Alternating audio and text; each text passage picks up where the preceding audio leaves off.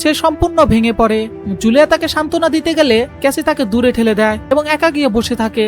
Julia ও Tom বাকি খাবার ও সরঞ্জাম গুছিয়ে রাখে। এদিকে বেন তার জন্মদিনের বেলুনটি একটি পাথরের সঙ্গে বেঁধে উড়িয়ে দেয়, এই আশায় যে হয়তো কোনো বেঁচে থাকা মানুষ সেটা দেখবে এবং তাদের খুঁজে পাবে। টম আবারও রেডিওতে যোগাযোগ করার চেষ্টা করে।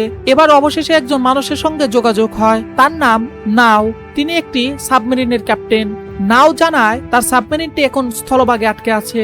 সে নিশ্চিত করে যে পৃথিবীর ম্যাগনেটিক পোল পুরোপুরি উল্টে গেছে, সেই কারণে সমুদ্রের পানি সরে গেছে এবং অনেক স্থলভাগ ডুবে গেছে। সে আরো জানায় এখন পর্যন্ত সে আর কোনো জীবিত মানুষকে দেখেনি, সব ধরনের যোগাযোগ ব্যবস্থা সম্পূর্ণ বিকল হয়ে গেছে।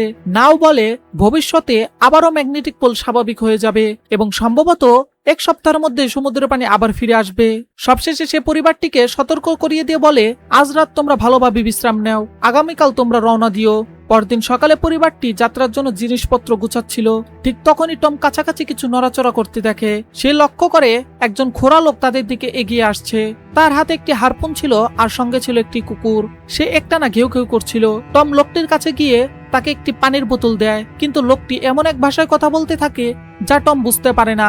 পানি খাওয়ার পর হঠাৎই সেই অচেনা লোকটি বোতল দিয়ে টমের মাথায় আঘাত করে, এরপর তার মুখে জোরে লাথি মারে। জুলিয়া ভয়ে দৌড়ে পালাতে চেষ্টা করে, কিন্তু ততক্ষণে অনেক দেরি হয়ে গেছে।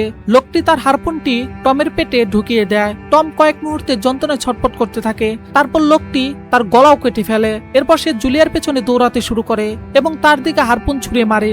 হারপুনটি জুলিয়ার কাঁধে গিয়ে লাগে এবং সে গুরুতর আহত হয়। প্রচন্ড ব্যথা সহ্য করেও জুলিয়া ইয়েটের ভেতরে দৌড়ে যায় এবং বাচ্চাদের বলে লুকিয়ে পড়ো। সে দরজা জানালা লক করে দেয়। ক্যাসি ও বেন সোফার ভিতরে লুকিয়ে পড়ে।